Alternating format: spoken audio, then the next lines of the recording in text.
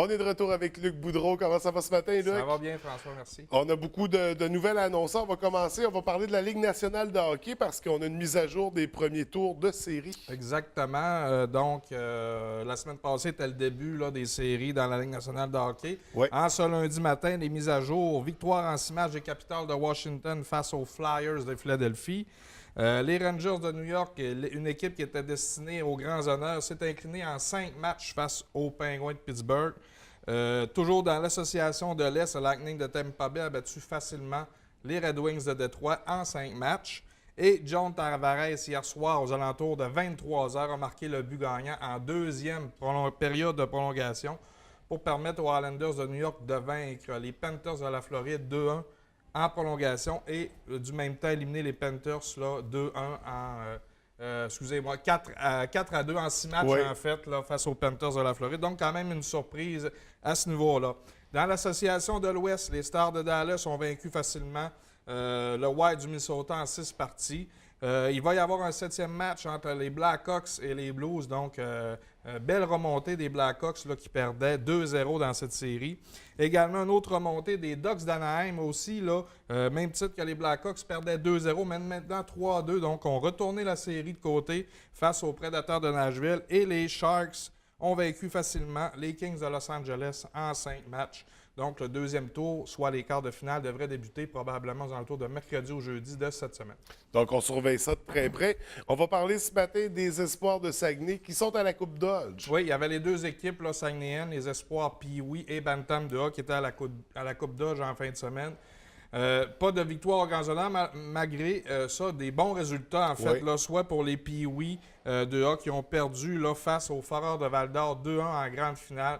C'était l'équipe qui avait battu lors du tournoi Pee-Wee de Québec en finale, donc c'était une douce revanche pour les joueurs de l'Abitibi. 2 défaites en 57 matchs pour les espoirs Pee-Wee, donc chapeau à cette équipe-là et à l'équipe d'entraîneurs là, d'avoir eu une incroyable saison, en fait. Pour ce qui est du Bantam aussi, on en parle un petit peu. Bantam de A se sont inclinés en demi-finale également 1-0 face au TGV de Montjoly. On parle du tournoi de hockey 22-39 qui débute en fin de semaine. Non, c'était en fin de C'était semaine. en fin de semaine. Exact. Là, j'ai la liste des gagnants avec moi, donc 22-39 ans, toujours là, sous les mêmes organisateurs que les tournois Oui. amateurs. Donc, voici les gagnants en catégorie A. L'équipe Lance-et-Compte l'a emporté 4-1 face à l'entrepôt du hockey. En classe B, Aménagement Vallée a vaincu les Mochums. Donc, un nom assez particulier, 5-2. En catégorie C, les NCS de Saguenay ont eu le meilleur face à la fromagerie Boivin, 4-3 en tir de barrage. Donc, c'est encore une édition, on me dit, couronnée de succès, là, Ouais, qui va assurément revenir l'an prochain. Donc, le fameux tournoi 22-39. On poursuit avec une course particulière. On en a parlé un peu plus tôt dans l'émission. La course des 10 de cœur. Oui, c'est ça. C'est la 33e édition, en fait, là, le 1er mai, donc en fin de semaine.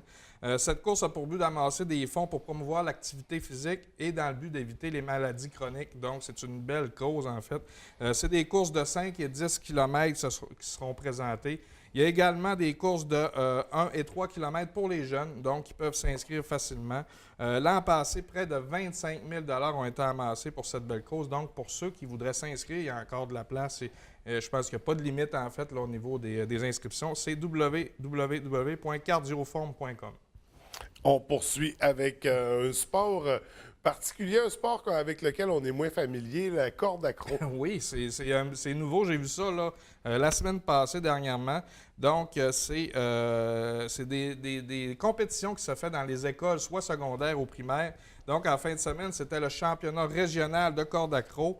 2 jeunes de l'Abbé se sont distingués, soit Félix Boivin de l'école secondaire des Grandes Marais et Philippe Lopez de l'école Saint-Joseph qui ont terminé tous les deux, on voit les photos, les deux premiers dans les niveaux secondaires et primaires. Donc, félicitations à ces 2 jeunes de l'Abbé. Oui, absolument. Un nouveau complexe à Saguenay, de quoi est-ce qu'il s'agit exactement? Bien, ça fait plusieurs années qu'on entend cette rumeur-là, mais finalement, c'est officialisé. En juin prochain, va débuter la construction d'un méga centre sportif là, qui se nommera Intensité. C'est au coût de 20 millions. C'est une compagnie là, régionale qui va bâtir cet édifice.